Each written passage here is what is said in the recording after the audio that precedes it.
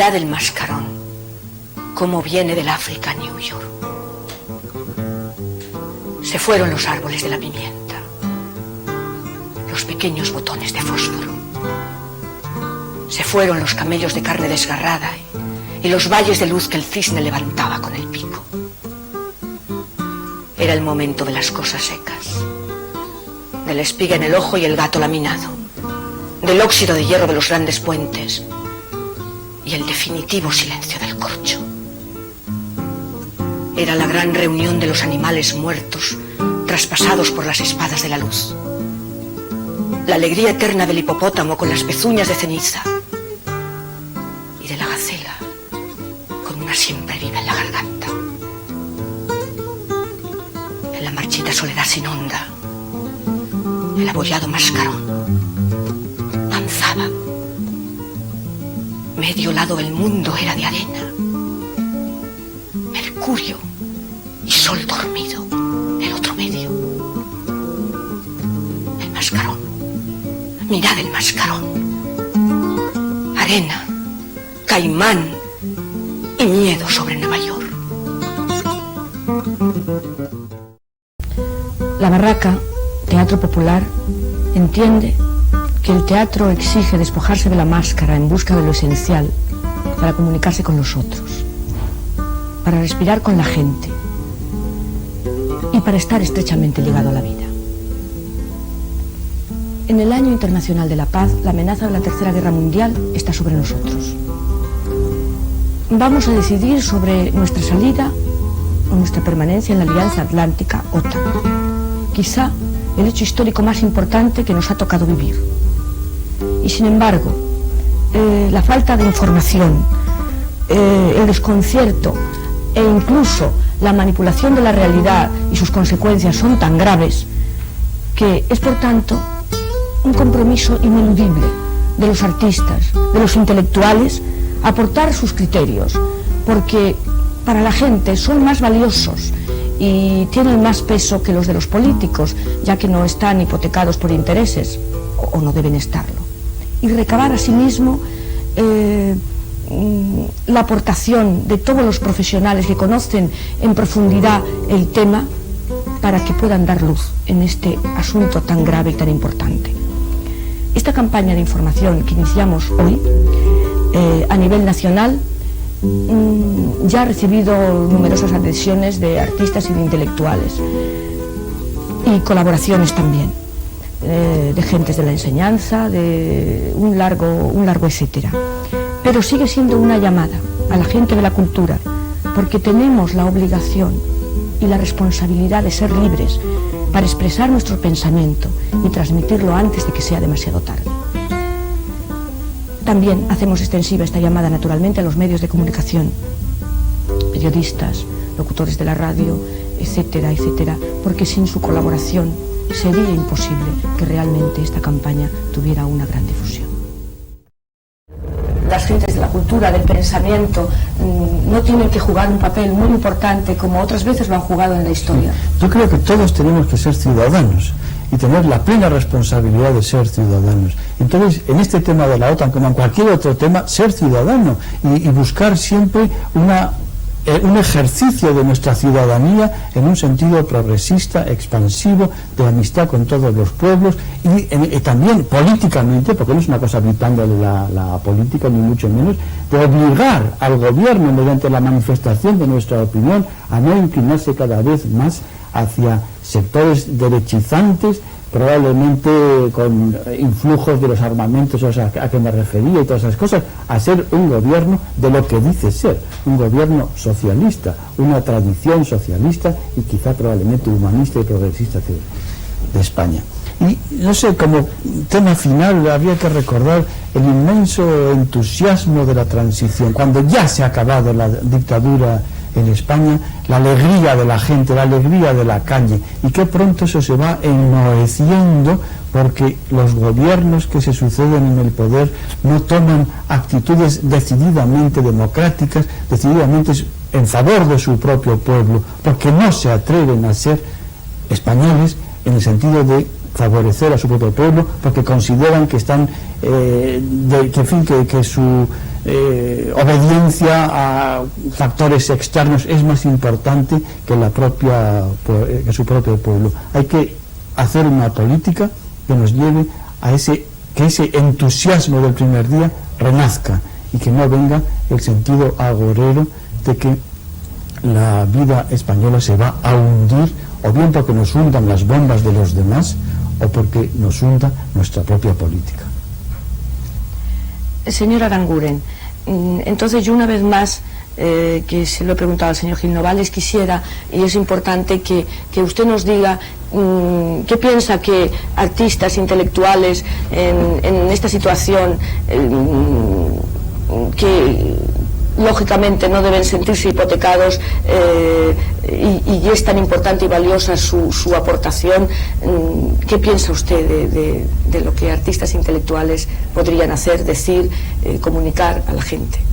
Me gusta mucho que me hagas la pregunta a una actriz, porque verdaderamente podríamos poner en relación este tema con los actores y las actrices. Todos somos actores y actrices, pero debemos huir de dos extremos.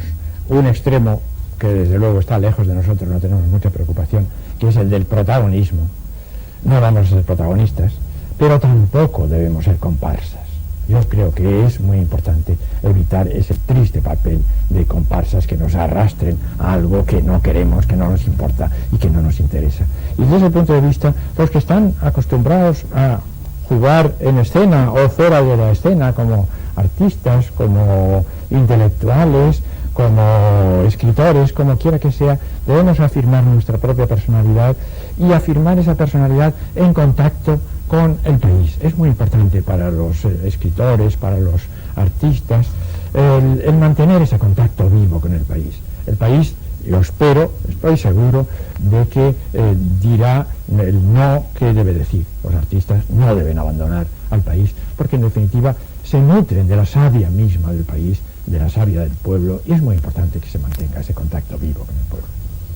Bien, bueno, pues entonces yo creo que para terminar, todas aquellas cosas que a lo mejor debido a la frialdad de lo que son unas preguntas y unas respuestas que podrían surgir en un breve diálogo más fluido, pues a lo mejor pueden salir ahora y podríamos iniciarlas.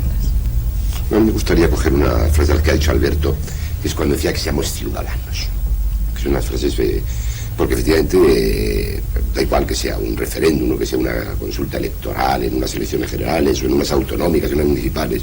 Lo importante es que el ciudadano, pues eso, sea ciudadano, no esté inerme.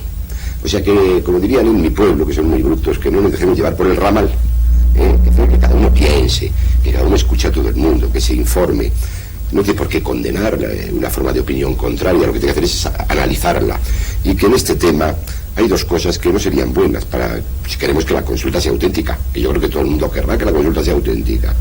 La primera de todas ellas es no dejarse arrastrar por ninguna clase de actitudes de temor, porque cuando un pueblo, sea cual fuere la solución que adopta, la adopta conscientemente, serenamente, responsablemente, pues asume su propia responsabilidad y por lo tanto no tiene que tener temor absolutamente a nada. Esa es la primera. Y la segunda, que tampoco pues no se engañen, y como también dirían en mi pueblo, no es de gato por liebre. O sea, que no se le plantea a la gente esta pregunta como diciendo, vas a votar en contra o a favor del gobierno, vas a votar a favor de no son unas elecciones generales en las que efectivamente se escoge un partido, no, vas a votar a favor de una cosa muy importante, que es contestarse cada uno a sí mismo si es bueno para los intereses de nuestro pueblo, que nuestro pueblo siga como estaba antes de haber entrado en la OTAN o en la Alianza Atlántica, en la que yo no vi que problemas gravísimos nos podían estar amenazando, y que íbamos llevando adelante un proceso de democracia, efectivamente, siempre con dificultades, pero íbamos profundizándolo, y que por lo tanto, que como lo que tiene que ahora que decidir no son unas elecciones generales, yo no creo que nadie deba verlas con el sentido de competitividad, de quién gana o quién pierde. Gana la soberanía nacional cuando se expresa, gana la afirmación del pueblo, pues que sepa distinguir, para que, repito, no den gato por liebre, oiga todo el mundo y vote en conciencia. Sobre todo vote en conciencia, porque hay quien quiere imponer una especie de voto muy especial, que se llama el voto en disciplina. Y yo creo que la disciplina bien entendida empieza por la conciencia de cada uno de nosotros, porque somos nosotros los que al depositar el voto nos responsabilizamos con ello. Y eso puede hacer que el referéndum, con todo lo que pueda crispar un poco la situación, tenga una labor enormemente pedagógica, de ejercicio de la propia dignidad. Yo cada vez que llaman a la gente a votar, hay algunos que no les gusta y ya está habiendo demasiadas elecciones. Yo cada vez que llaman a la gente a votar me pongo muy contento. Ojalá se votara mucho más. Hombre, siempre y cuando votemos con la sensatez de haber pensado. No de votar porque nos lo dice Vicente y vamos con Vicente porque va la gente. No, de votar porque nos lo dice nuestra forma de pensar. Hombre, que somos seres racionales y somos seres mayorcitos y ciudadanos de un pueblo con unos valores, y a la luz de todo eso pues tenemos que comportarnos, que es lo más importante cuando hay una consulta de estas. Pues yo quizá añadiría, me parece muy bien esto que se ha dicho, que he observado que muchas personas por ahí todavía en este momento no saben por qué votar, no saben exactamente qué quiere decir eso de la Alianza Atlántica, incluso una confusión con la OTAN. Pues hay que, no sé, hoy día hay un sistema de propaganda tan enorme y el ciudadano de a pie está tan imposibilitado de expresarse si no tiene caminos donde abrirse hacia los periódicos, hacia la televisión, hacia lo que sea, que con frecuencia se encuentra absolutamente desvalido y no tiene a dónde acudir. Existen las fuentes, pero no las conoce. Entonces, a mí me parece, y felicito a los que han tenido esta idea, una buena ocasión de llenar un poco, es un granito de arena nada más, llenar un poco ese vacío, habiendo convocado a 4 personas que, no sé si me engaño, pero tenemos bien claro nuestra idea sobre lo que es la OTAN o la Alianza Atlántica y lo hemos expresado. Y nada más. Bueno, Alicia, pues le agradezco mucho que me haya llamado para esto y quiero, como fue el primero, parece que te pregunto. Quiero retomar algo que ha dicho Alberto Finoales en su contestación a las preguntas, que yo lo voy a precisar con un poquito más de exactitud técnica desde el punto de vista militar. Y creo que es importante que el pueblo español lo comprenda, lo medite con calma antes de emitir su voto, antes de definir su responsabilidad. Y es lo siguiente: a mí me preocupa profundamente el problema de fondo de toda guerra, porque el problema de fondo de toda guerra es, en definitiva, un problema económico, que es lo que rompe por encima de las ideologías y por encima de todas las situaciones más o menos aparentes de soberanía, de españolidad, de alemanidad, de francesismo, lo que se quiera, pero por encima de todo eso hay en el fondo un problema económico. Entonces a mí me preocupan lo que yo diría las industrias irreversibles. Yo pienso que sería un disparate decirlo, pero que sería un disparate por los españoles, para mí no, que las industrias del Pacto de Varsovia son reversibles. Son reversibles porque desgraciadamente, y digo desgraciadamente, allí imperan unos sistemas dictatoriales con los que no comulgo, pero que en este momento pueden servir para algo. Pueden servir para que el señor Gorbachev diga: en donde fabrican ustedes tanques, van a fabricar ustedes misiles o lo que a mí me dé la gana. Reversiblemente no es posible. Y yo voy a tener los en este momento de decir: si yo fuera presidente de Estados Unidos en vez del señor Reagan, ¿qué podría hacer por la paz? Yo diría, lamentablemente, muy poco o casi nada. Y voy a decir por qué. Sencillamente porque allí impera en este momento la potencia económica de los dividendos de las empresas que se dedican a la industria militar. Y voy a citar concretamente una, y no voy a hacerlo con palabras mías, sino con la investigación que el Senado americano hizo hace 2 años, en donde resulta que la McDouglas ha obtenido de beneficios el 2000% neto libre para sus accionistas.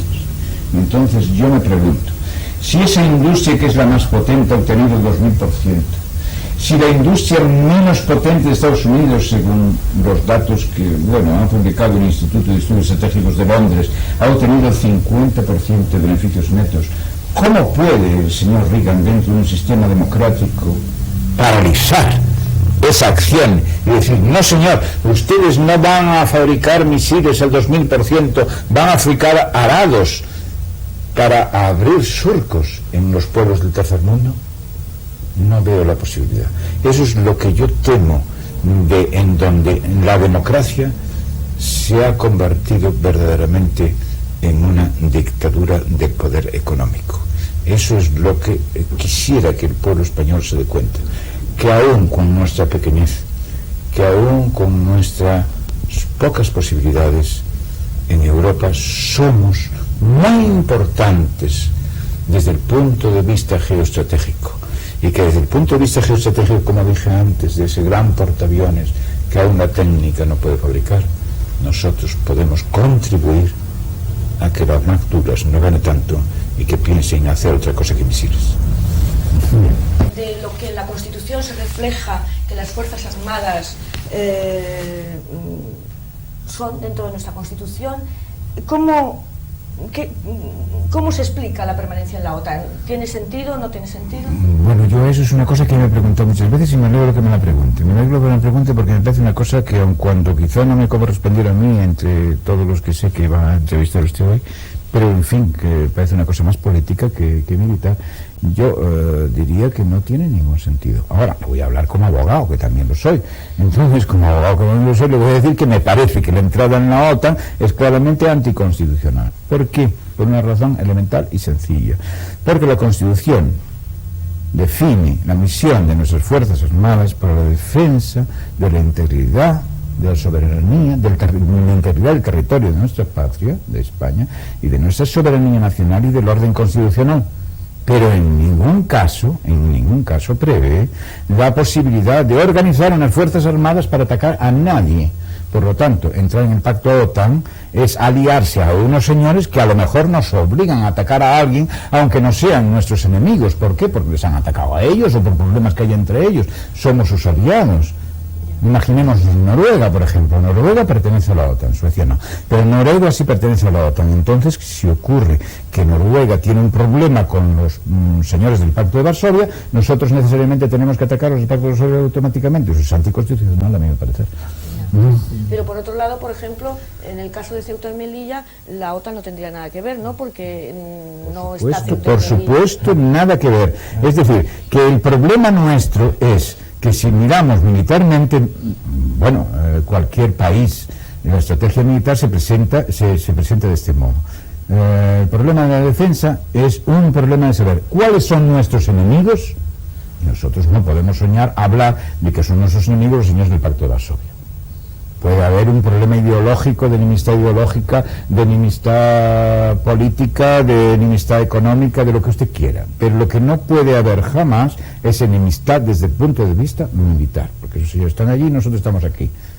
Desde luego, no sé lo que puede pensar nadie de qué ocurriría si los ejércitos soviéticos están ya en los Pirineos y vamos a pensar que con los medios que nos dé la OTAN, nosotros ya derrotados todos los ejércitos europeos vamos a defender los Pirineos. Eso es ridículo, ¿no? Entonces, ¿qué enemigo puede tener España en este momento? ¿Portugal? ¿Francia?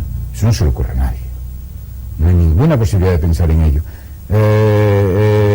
Marruecos, eso es otro problema, porque tenemos ahí un problema muy conflictivo, que son las ciudades de Ceuta y Melilla, que es lo que me está planteando.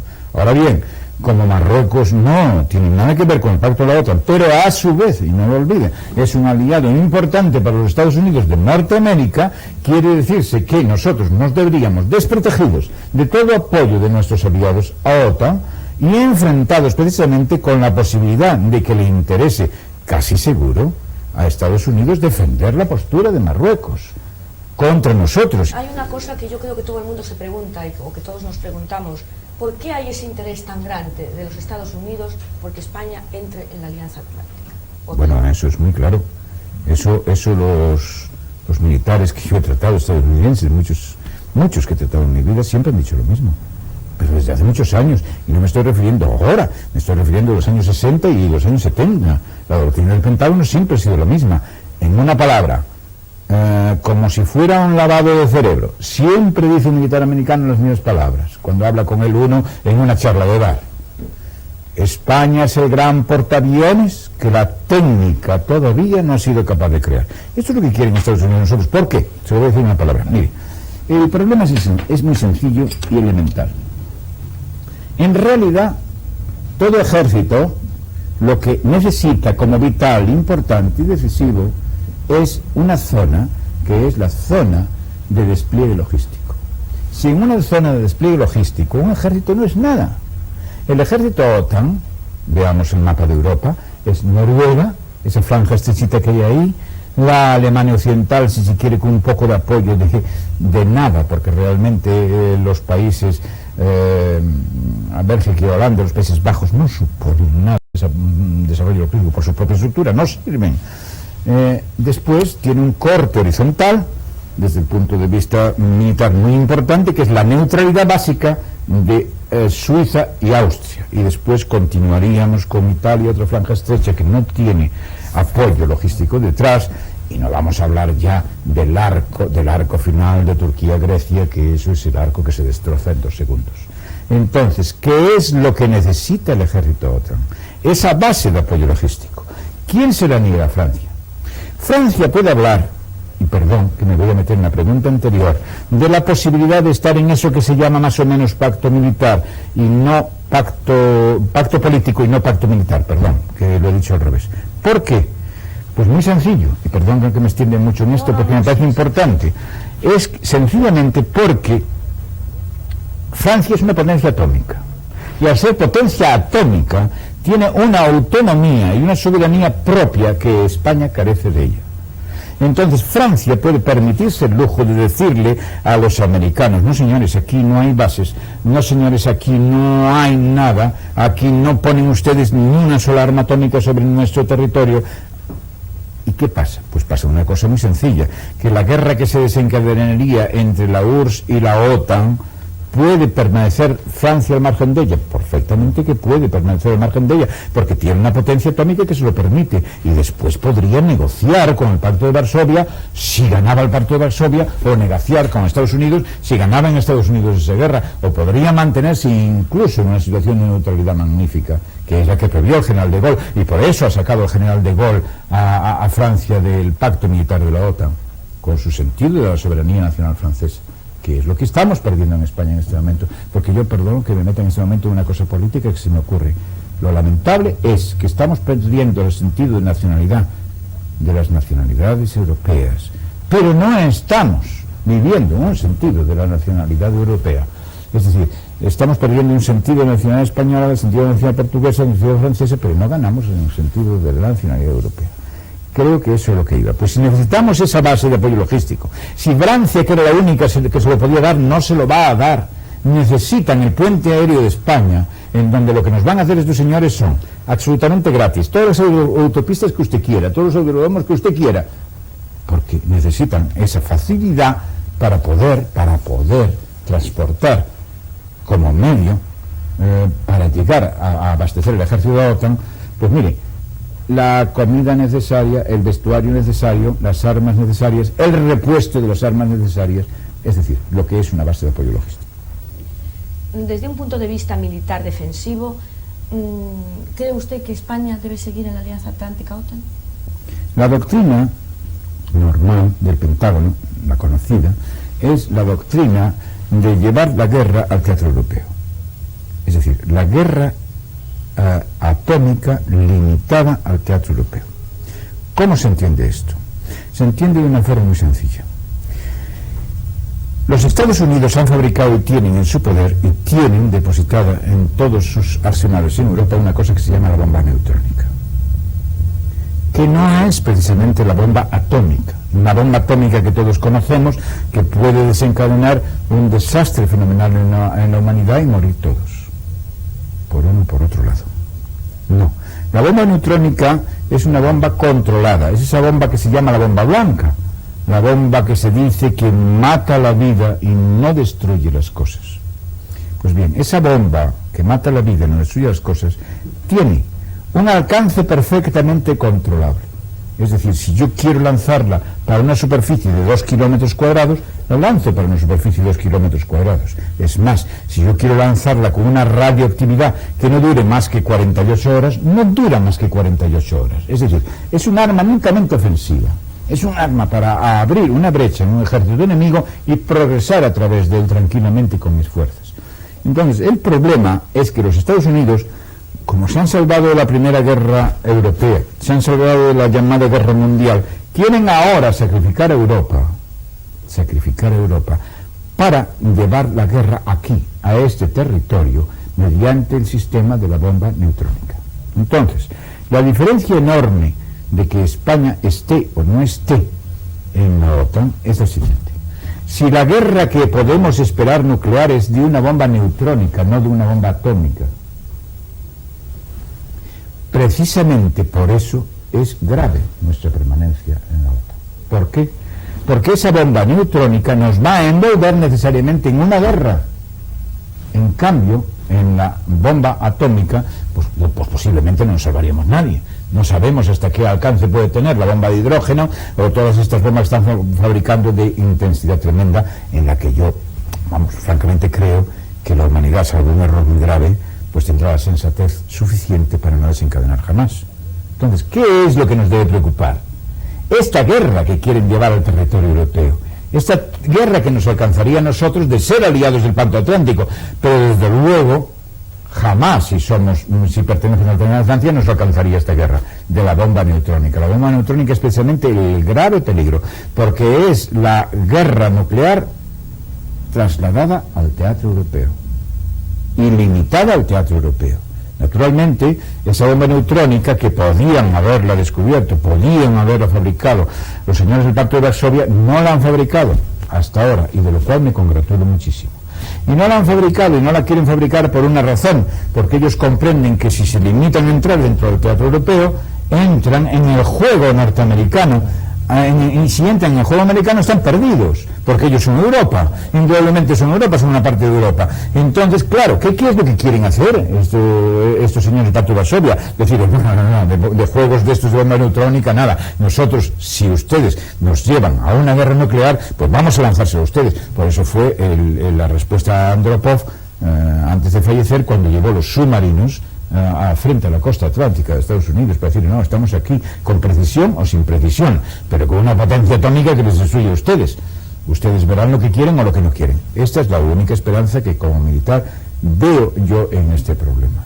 En este problema es que el mando del Estado Mayor del Pacto de Varsovia comprenda, como creo que comprende claramente, que la guerra limitada a Europa les perjudica y que por lo tanto va a tratar de evitarla y a lanzarse furiosamente a esa guerra, lo cual por otra parte es un peligro gravísimo porque nos afectaría a toda la humanidad. Es decir, que la entrada, el refuerzo del Pacto Atlántico con la entrada de España es vital, es de un desequilibrio tremendo, diría yo, entre los dos grandes bloques. ¿Por qué? Porque le proporciona esa base logística que necesita el ejército de OTAN para poder desencadenar esa guerra limitada de Europa. Es que hay una cosa que a mí me preocupa, porque es una pregunta que está en la calle. La gente dice, bueno, sí, Suecia es independiente porque es poderosa económicamente, pero nosotros no lo somos. Y está claro que tenemos que hipotecarnos con un bloque o con otro.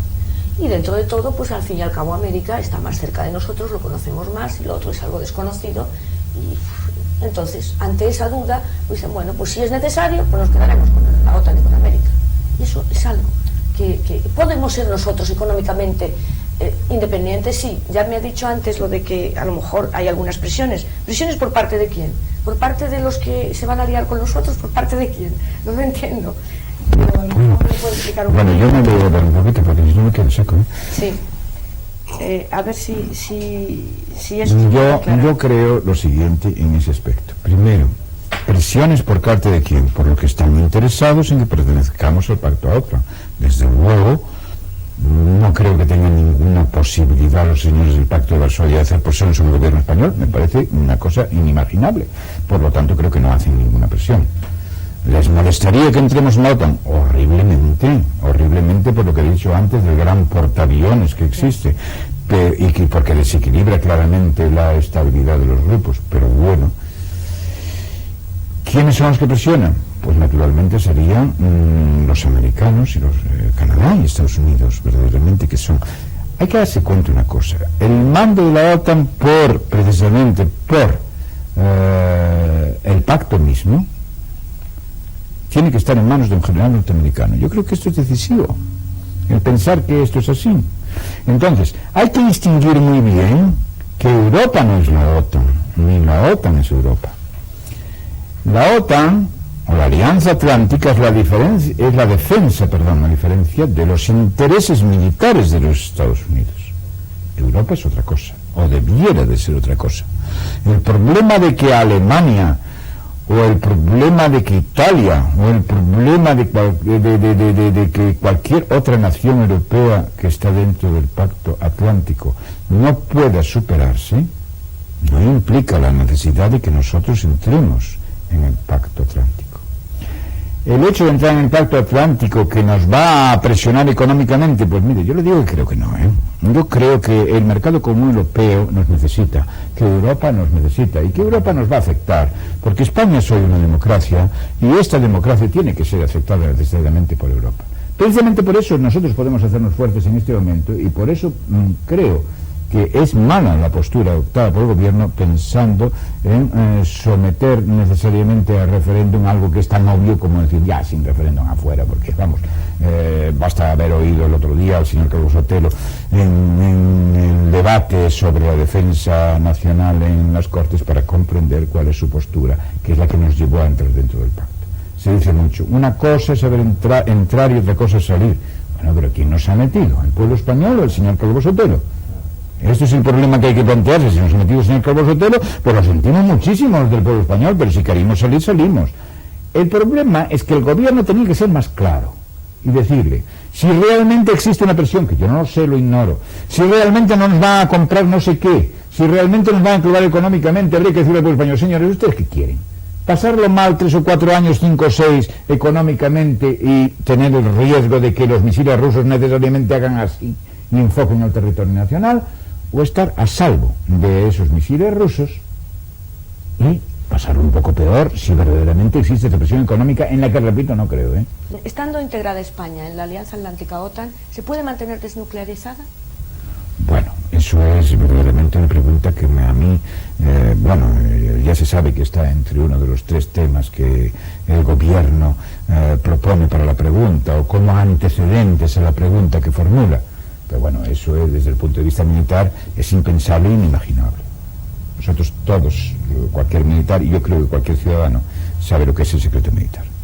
Verdaderamente cualquier ciudadano sabe que si yo estoy de jefe de un parque de artillería y dentro de mi jurisdicción en un parque de artillería mi mando, verdaderamente ahí hay una cosa que se llama, no ya en inglés top secret, no, sino en castellano, no puedo saber exactamente lo que tengo. El que me digan a mí en este momento que no hay armas atómicas en España, pues me parece ridículo, porque a ver quién nos controla. Si verdaderamente yo no puedo entrar en la base americana ni controlar esa base americana, ¿en dónde está el sistema de control que nos promete organizar el gobierno para eso? De ninguna manera. Y otra cosa que le voy a señalar, el gobierno nos ha dicho que va a desnuclearizar España, que no va a permitir el establecimiento de armas atómicas en España, pero nunca jamás el presidente del gobierno se ha atrevido a decir en ningún momento del debate de la defensa de la nación, el debate creo que se llamaba así, no lo sé, pero no se ha atrevido a decir que España no va a ser medio de transporte para esas armas. Eso no lo ha dicho jamás, y eso necesariamente tiene que ser así, que es verdaderamente lo que interesa. Si somos españoles, si sentimos España, si queremos defender a nuestro pueblo, si queremos defender a nuestros hijos, si queremos defender nuestro futuro, no a la OTAN. Eso es lo único que puedo decirle. No a la Alianza Atlántica, para que no nos confundamos. No a la NATO, si usted quiere decirlo en inglés.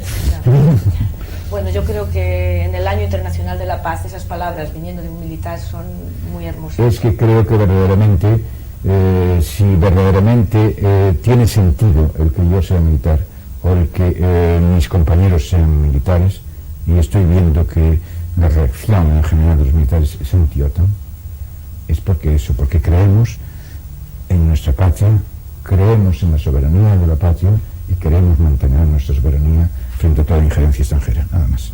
Muchas gracias.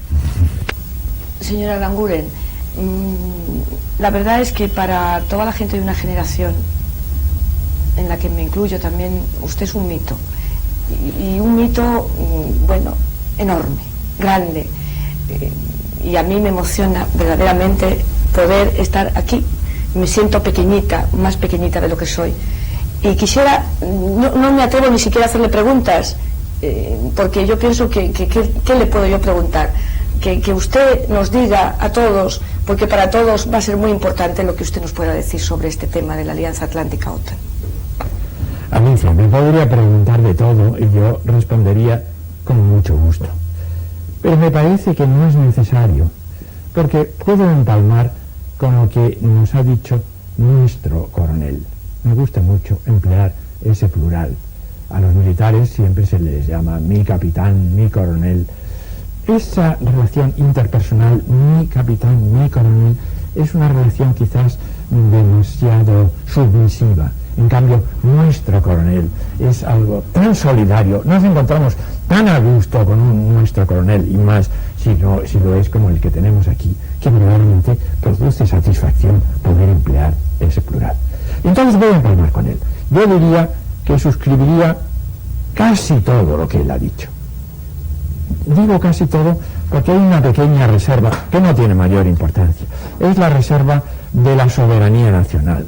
Yo me temo que vamos alejándonos cada vez más, y lo he escrito en otras ocasiones, de la soberanía nacional. Pero necesitamos alguna soberanía.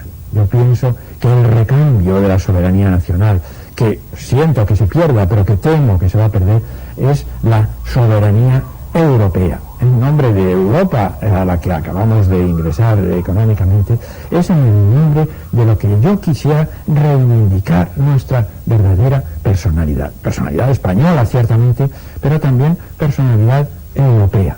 Y como él ha dicho muy bien, el teatro, el escenario de la guerra que no sea absolutamente destructiva, en la cual naturalmente no habrá ningún vencedor porque todos serán vencidos, la voluntad de que esa guerra pueda realizarse y haya vencedores y vencidos es la de convertir Europa en el teatro de la guerra, en el escenario de la guerra.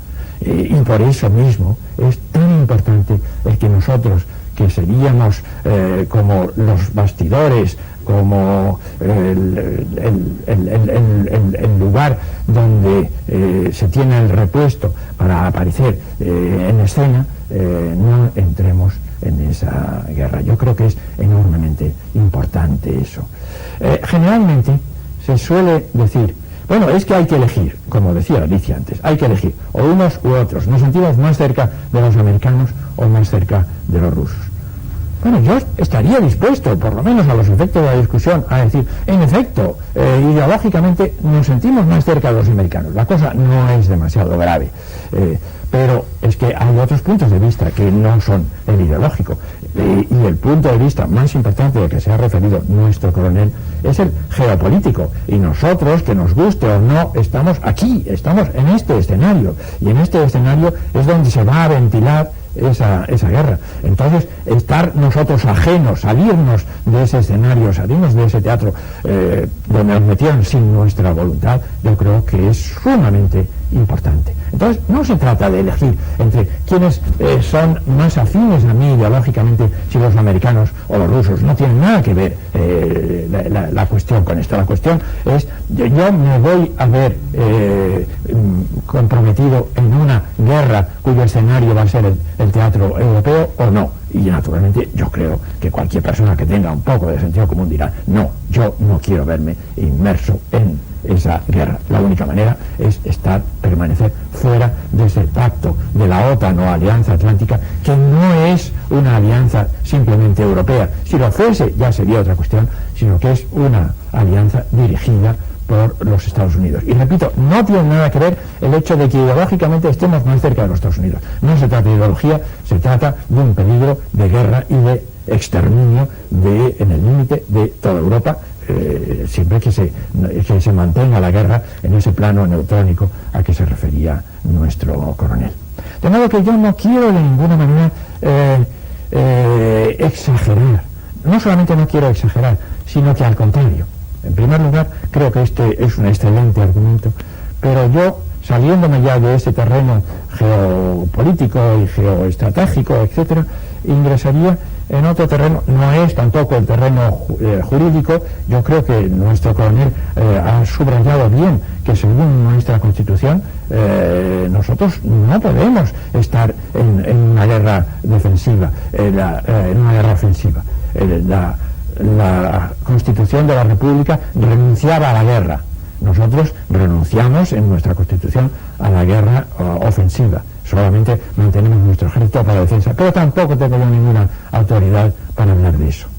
Quizás como intelectual, que no es lo mismo que ser político, pero que tiene que ver con la política, yo lo que diría es que en un cierto sentido tenemos que apoyar, no sé si al gobierno, o la intención última del gobierno, o lo que le saldría, como decía, lo que le saldría del cuerpo, según Fraga, al gobierno. A mí me importa quizás más lo que le saldría del cuerpo al gobierno que lo que le sale de la boca al gobierno. Lo que le sale de la boca al gobierno ya lo estamos escuchando continuamente. Lo que le sale del cuerpo parece que tendría que ser otra cosa. Por lo menos eso es lo que dijeron durante la campaña electoral. Bueno, entonces yo lo que quiero es hablar a favor del gobierno, en contra del gobierno. Paradójicamente, yo supongo que el gobierno, como todos estamos divididos, todos estamos con nuestras propias contradicciones, todos llevamos con nosotros nuestra propia contradicción. Entonces yo lo que quiero es dar voz a ese gobierno que yo creo que otra le queda dentro o le debería quedar dentro. Y si no le queda dentro, peor para él. Pero en cualquier caso supongo que a la base sí que le queda dentro. Entonces, yo que no pertenezco ni a la base, ni mucho menos, por supuesto, al aparato, que no tengo nada que ver con el partido, pero que voté al partido, quiero hablar en nombre del partido. Quiero hablar en nombre del verdadero partido. Yo supongo, muchas veces se decía que es como un cuerpo con dos cabezas. Felipe González y Guerra, y Alfonso Guerra, ¿no? Bueno, que uno representa un papel y el otro el otro. Bueno, dejémonos de papeles y acudamos a lo que tiene que ser, a lo que tendría que ser el PSOE. En una época se hablaba del PSOE histórico con un cierto desprecio, porque se pensaba que el PSOE histórico era conservador y que el PSOE renovado era el de...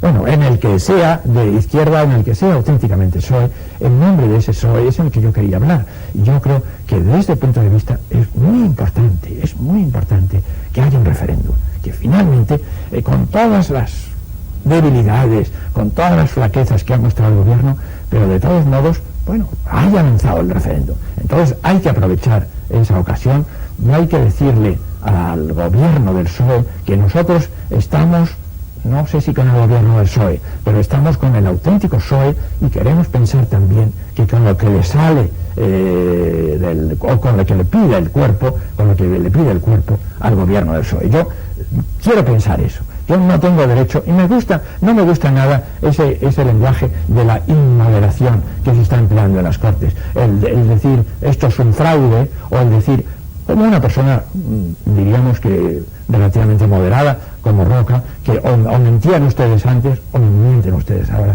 Yo no acudiría a esos términos. Yo diría, el PSOE está sometido a presiones, el gobierno del PSOE está sometido a graves presiones. El gobierno del PSOE se muestra impotente. Bueno, pues vamos a darle una contrapresión y vamos a darle alguna potencia para que la oponga a esa contrapotencia. Eso es lo que yo creo que es el papel de los españoles, que no tienen que tomar partido contra nadie, por supuesto, ni contra los americanos, ni contra el PSOE, ni contra el gobierno del PSOE, sino a favor del PSOE y a favor de Europa. Eso es lo que yo pienso de nuestro asunto.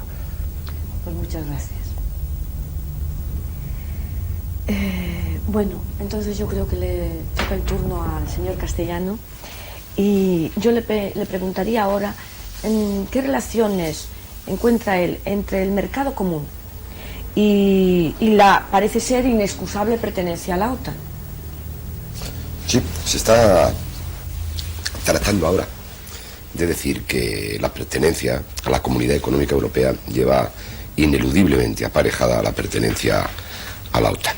Bueno, primero habrá que pensar que si esto es así, nos habremos equivocado todos. Cuanto antes decíamos lo contrario y separábamos muy claramente lo que era un pacto político, económico, para tratar de construir un ámbito económico y puramente económico, con instituciones de cooperación y colaboración, al margen por completo de toda actitud bélica. Yo quiero, lógicamente, razonar que tiene mucha más certeza esta afirmación. Primero porque los hechos ponen de manifiesto que hay naciones europeas que están en ese compromiso de construcción de Europa y no están en el Pacto Atlántico. Y han sabido conservar perfectamente una actitud de neutralidad.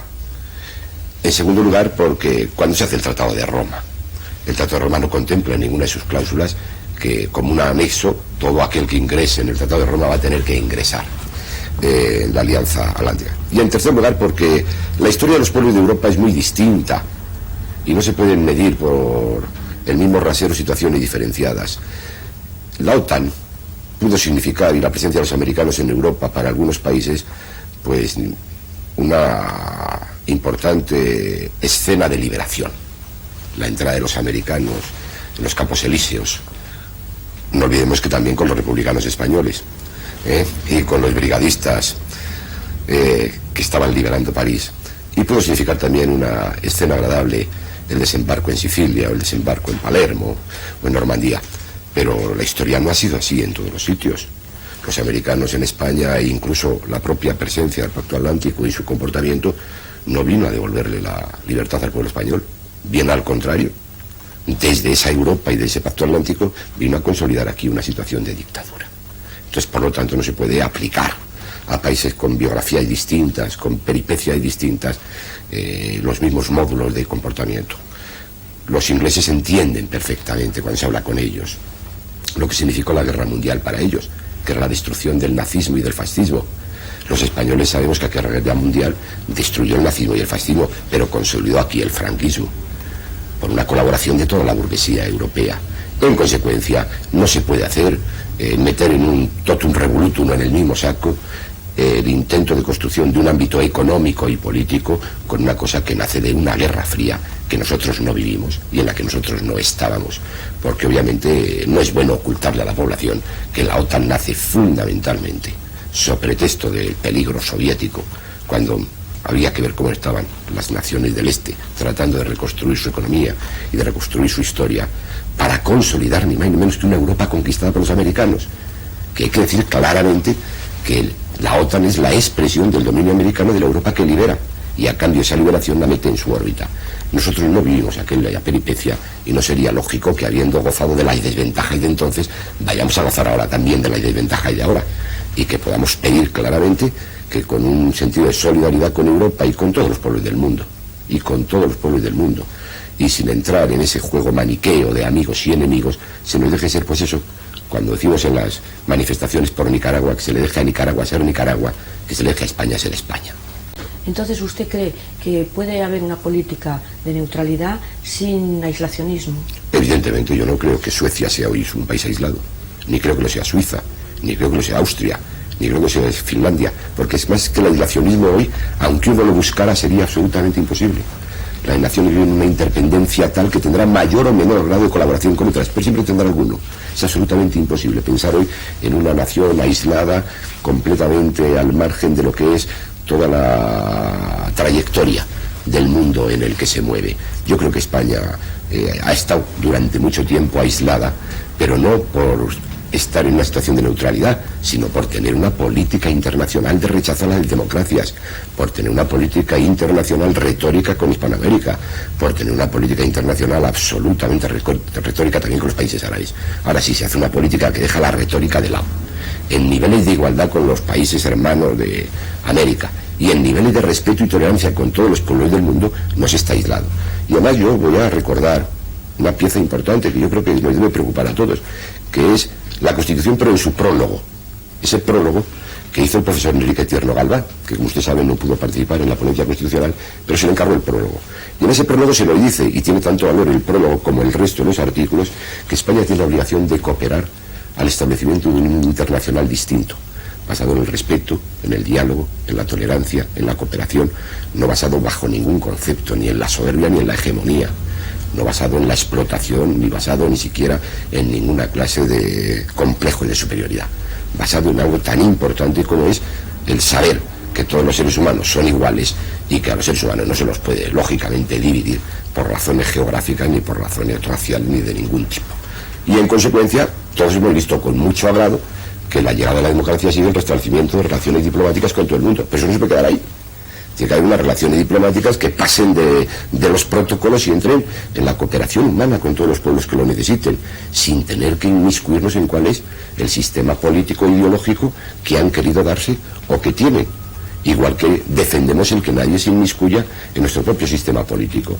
Y todo lo que no sea construir positivamente el reforzamiento de esos vínculos de respeto entre los pueblos y obviamente la conquista del derecho internacional para solucionar los problemas, los conflictos y los intereses encontrados, y se vivir en un sistema absolutamente salvaje de respeto basado en la amenaza, en el equilibrio falso de quién tiene más bombas atómicas o quién puede matar más. Todo lo que no sea acudir de nuevo a ese viejo humanismo del derecho internacional, a mí me parece realmente regresivo y me parece la negación de nuestro propio espíritu constitucional y me parece volver al mundo de las cavernas.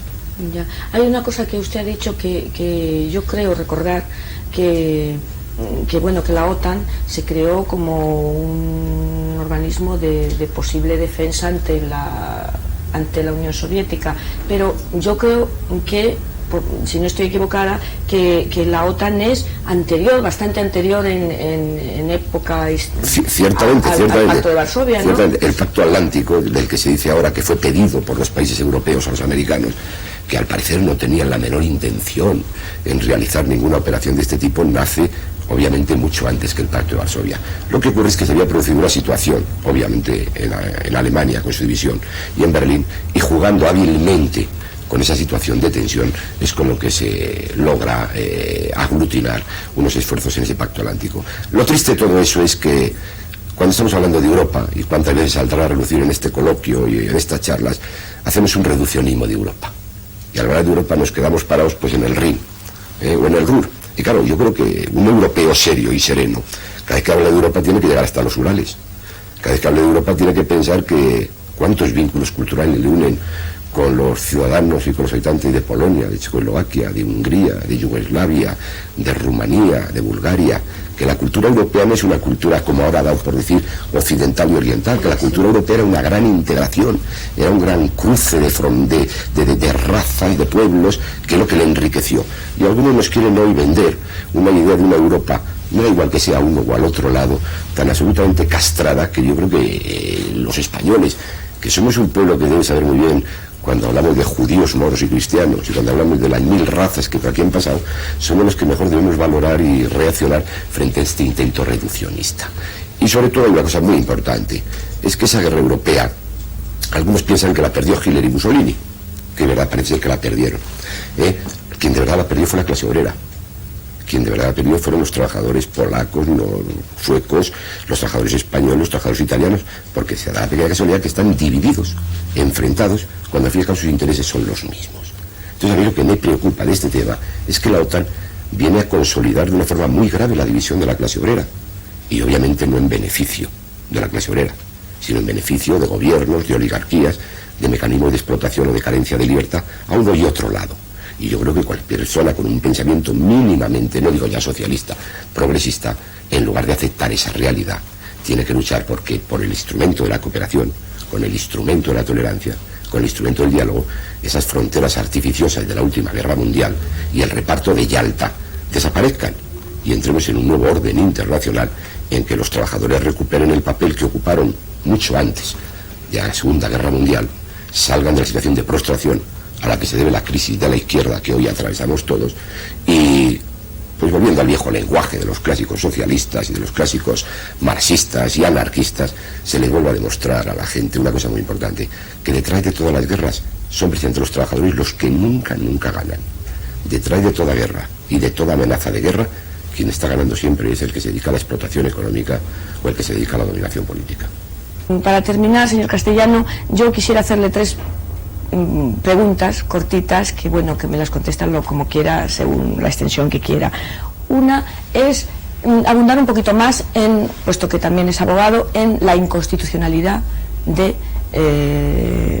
tema. Otro es algo que también está en el pensamiento de todos, justamente, la militarización del pensamiento. Y el último, realmente, es que la guerra, en el Año Internacional de la Paz, ¿la guerra es un problema de defensa o es un negocio? Bueno, yo creo que quien declara la inconstitucionalidad o no es el Tribunal Constitucional, pero es evidentemente cierto que hay una grave contradicción. Y repito un poco lo que dije antes, pues con la filosofía que inspira nuestra Constitución, la filosofía que inspira hoy la convivencia de este pueblo, que tiene que ser la negación de toda agresividad y de toda violencia interna dentro de nuestro país y en el orden internacional. Y una afirmación importantísima, de creencia en el instrumento del derecho y del diálogo para que los hombres, para que los seres humanos no vuelvan a la edad de piedra, solucionando los conflictos a base del mazazo o el botellazo. Pues si eso es a niveles individuales, a niveles internacionales, estamos viendo que la solución de los conflictos en el Líbano, la solución de los conflictos en Centroamérica por la vía de la matanza y por la vía de las llamadas soluciones militares es la negación de la propia dignidad del ser humano. Y en consecuencia me gustaría que, aparte de lo que dice la letra constitucional o lo que puede decir un tribunal, lo que tiene que decir la conciencia constitucional de los ciudadanos, también reflexionara un poco sobre cómo podemos conectar una actitud de colaboración con todos los pueblos participando en algún instrumento, el que fuere, que lleva en su seno la violencia, la potencia de la violencia y la agresividad. Y en segundo lugar, es cierto que cuando se coloca uno en esta política de bloques y de confrontación, se acude, lógicamente, se produce, mejor dicho, esa militarización del pensamiento de la que usted hablaba. Se ve todo en clave del amigo o enemigo, se ve todo en clave del dominio de los unos sobre los otros, se ve todo en clave de una competitividad que es absolutamente falsa. ¿Y por qué? Porque, enlazando con lo que usted decía, al final, no ya la guerra. La simple amenaza de guerra es uno de los, podríamos decir, pretextos para alrededor suyo montar, evidentemente, un sistema económico e industrial militar de enorme gravedad. Mire usted, la guerra hoy ya no es aquella vieja guerra con arcabuces, es una guerra con los mecanismos más sofisticados, es una guerra con una evolución tecnológica tan importante que no va a estar al alcance de, lógicamente, la mayoría de la población, va a estar reducida en manos de una élite de poseedores de estos conocimientos, de unos estrategas, que al final acaban haciendo que la propia industria nacional esté en función de esas necesidades de presunta guerra.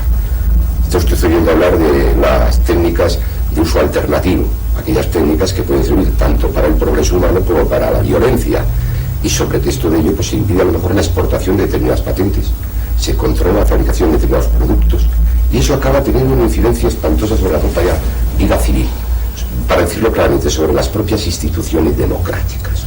Cuando la gente se oye hablar en los pueblos de halcones y palomas, en el Pentágono o en el Kremlin, en París o en Madrid, que duda cabe que es que están luchando dos tendencias: la tendencia de una industria para la paz y satisfacer necesidades, o la tendencia de una industria para la guerra. Y esa industria para la guerra se realimenta cada día de la amenaza, que cuando no la hay, la tiene que fabricar. Y eso hace que al final los parlamentos, y hay que pensar seriamente sobre este tema, los propios partidos, las instituciones democráticas y del pueblo, estén en muchos aspectos sometidas a las decisiones de los estrategas sobre qué se fabrica, qué se exporta, a quién se exporta, y suponen limitaciones a la relación entre los pueblos sobre pretexto del pueblo al que se exporte puede hacer uso un día esa técnica contra aquel que la exporta o contra otros con los que tenga determinada relación, y eso está castrando las posibilidades de progreso, pues entre otros y del tercer mundo. El día que un cambio de mentalidad vaya disolviendo estas actitudes tan absolutamente irracionales, todo ese despilfarro técnico y despilfarro económico que se vuelca en la fabricación de chatarra, que luego nos alegramos con que no se utilice y que se acaba tirando a los 5 o a los 10 años, se podría volcar obviamente en la satisfacción de las necesidades de todo ese conjunto de millones de seres que viven en las situaciones de indignidad. A mí lo que me gustaría es que, sobre pretexto del debate OTAN, o con motivo del debate OTAN, reflexionemos todos acerca de la irracionalidad de nuestras conductas y ver si somos capaces de sentir un poquitín de pudor, un poquitín de rubor, cuando somos capaces de fomentar el comercio de armas con países en los que no hay libertad, llámese Turquía, llámese Sudáfrica, si somos capaces de seguir fomentando guerras locales para la venta de aparatos mortíferos y al mismo tiempo se nos llena la boca de grandes proclamaciones de cualquier ideología, de redención del proletariado, de redención cristiana de los ciudadanos o ni siquiera de humanismo. Y es bueno que este debate en este país, pues por lo menos sirva para descubrir la falacia de ese doble lenguaje que de una parte habla todos los días de los derechos humanos y se le olvida el derecho humano a la paz, pero en la práctica lo que está es construyendo la negación del derecho a la guerra. Tenemos aquí al señor Gil Novales, catedrático, que también le queremos hacer unas preguntas. ¿Usted cree que la Alianza Atlántica y la democracia son compatibles o incompatibles? Yo creo que son totalmente incompatibles. Hay que tener en cuenta que la Alianza Atlántica, la OTAN, porque la gente a veces no sabe lo que es una cosa y otra, la Alianza Atlántica no es más que la continuación de los pactos de 1953.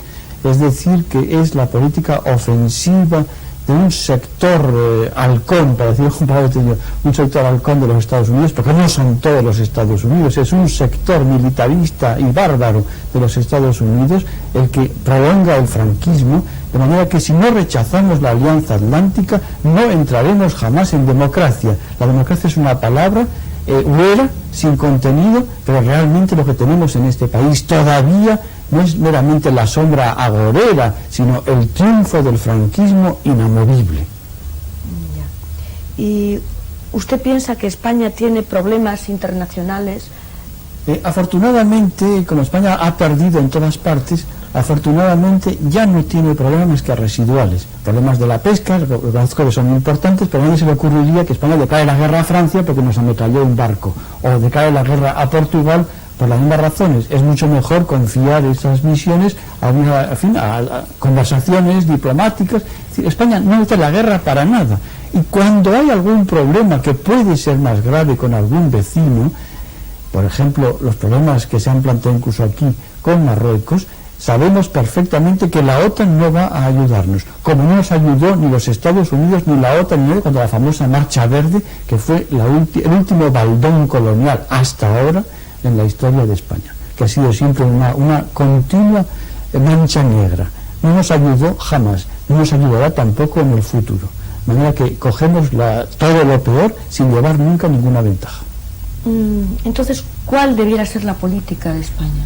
Bueno, yo naturalmente no soy un estadista y no puedo decir cuál debiera ser, pero en un plano ideal de lo que un país con su historia como es el español debiera ser, es evidentemente una política de neutralidad, de contribuir a rebajar las tensiones que puedan existir entre los otros países. España tiene que ser amiga de los Estados Unidos, de la tradición democrática de los Estados Unidos, que no hay que olvidar la que existe, aunque no la conozca el señor Reagan, que es hijo de otra tradición, pues, no sé. Bueno, aunque no la conozca, hay que ser amigo de esa tradición democrática. Y de la Unión Soviética lo mismo, de Hungría, de Checoslovaquia, de Francia, de Italia, de Portugal, que está tan cerca de nosotros, de toda África, de Asia. España tiene una posibilidad inmensa, sin ser superior a ningún pueblo, pero tampoco me parece con cierto orgullo nacional, tampoco inferior a ningún otro pueblo, tiene una posibilidad inmensa de contribuir a ser un factor de evitar la guerra siempre criminal y la conversación. España, que eso que se dice de los árabes, de los hispanoamericanos, en fin, hay una trayectoria histórica, su propia situación de portaaviones o de, en fin, como decía, de otro punto de vista, esta avanzadilla de Europa en el mar, de América, mucha poesía y tal, pues puede contribuir efectivamente a que la vida sea una vida civilizada y no una vida de las cavernas. Ya estamos de cavernas hasta más arriba de las narices. ¿Usted qué me diría justamente sobre la industria del armamento? Bueno, también sabiendo que yo no soy especialista y que a lo mejor confundo a un fusil con un montacargas, lo que me parece evidentemente, como un profano, como cualquiera que lo puede saber, que el armamento, la industria del armamento es uno de los más grandes negocios vitandos que existen hoy día, y que podemos señalar fulano y mengano que parecen gente muy honorable, y no lo son porque se dedican a ganar dinero matando a sus vecinos. No los matan ellos con un fusil ni con un puñal, hay una cosa de fotografía, no, lo hacen a distancia, como se mata hoy día. El problema del armamento es exactamente el mismo, y probablemente quizá, no sé si también las personas, el mismo que el problema de la droga. Se habla mucho de la droga, y con razón, porque mata a distancia, unos pueblitos, una cosa, una inyección, no se ve, eso mata a la gente, hay unos grandes negociantes, y hay bueno, pues exactamente lo mismo ocurre con el armamento. Uno será el que tira el misil o el cañón o lo que sea, pero otros los que hacen los grandes negocios. Y a esos hay que sacarlos a la picota pública, que sepamos que toda esta discusión que parece de gran filosofía, de gran cuestión internacional, que si un principio, que si otro, no es más que alimentar el Moloch inmenso de la gente que quiere enriquecerse por la vía rápida. Si la política del gobierno sigue siendo la que es hoy, la que ellos defienden, ¿cuáles pueden ser las consecuencias? Yo creo que las consecuencias las vamos a pagar muy caro. Si el gobierno no varía su criterio, si el referéndum no se hace en un sentido progresista, España lo pagará. No diré que España va a desaparecer, porque no hay que ser tan pesimistas. España seguirá viviendo tan malamente como ha vivido, pero lo vamos a pagar carísimamente. Es decir, España perderá probablemente su régimen democrático, habrá un nuevo señor que se llamará, no sé, cualquier Jiménez Pérez, de cualquier forma puede llamarse, o se llamará Johnson o lo que sea, que nos gobernará tan dictatorialmente como Franco, como todos los que ha habido en la historia anterior de España, con pérdida de todas las inmensas posibilidades que la cultura, que la propia historia de España daba a esta piel de toro. Ya. Entonces, usted también, como el señor Castellano, piensa que perderemos nuestra identidad, nuestra cultura, y que además que eso de la cultura occidental, que en nombre de esa cultura occidental se habla, no es cierto. No, yo creo, en fin, cultura occidental, ahora se dice que el Japón es el extremo occidente, antes era el extremo oriente, porque el Japón está en el occidente, y eso es una cuestión de terminología que uno no se entiende. La cultura española ha tenido siempre es una cultura europea, pero en contacto con África, en contacto con América, los judíos, en fin, del Mediterráneo. Ha sido una cuestión que no es meramente occidente o no occidente. Entonces es una serie de propagandas que hay que estar al margen de ellas. La cultura española es muy superior y también a veces muy inferior a todas esas cosas. Es decir, es una cultura hecha por el pueblo español en diferentes momentos de una evolución no siempre tan admirable o tan favorable como podría haber sido. Yo no digo que si entramos en la OTAN o si seguimos en la OTAN, donde nos metió soezmente el señor Calvo Sotelo, con palabras del director del país, señor Cebrián, no son mías, sino yo no soy capaz de inventar palabras tan bien dichas, soezmente nos metió Calvo Sotelo, pues si eso ocurrió, yo no digo que España ya definitivamente vaya a desaparecer, ni que la cultura se hunda para siempre, pero sí que lo pagaremos tan enormemente como pagamos todos los errores coloniales y todas las culpas de nuestro pasado. Esto es una cosa que hay que meditar. Saldremos quizá algún día, no sé, hay que tener cierto optimismo todavía, algún día otra vez a una amanecida ilustre, pero nos costará mucha sangre, nos costará mucha violencia, porque hay que enfrentarse con ese tema. Sin una revolución profunda, si ahora entramos en la OTAN o en la Alianza Atlántica, no seremos capaces de ser nosotros mismos. Nada más. Pues es todo. Muchas gracias.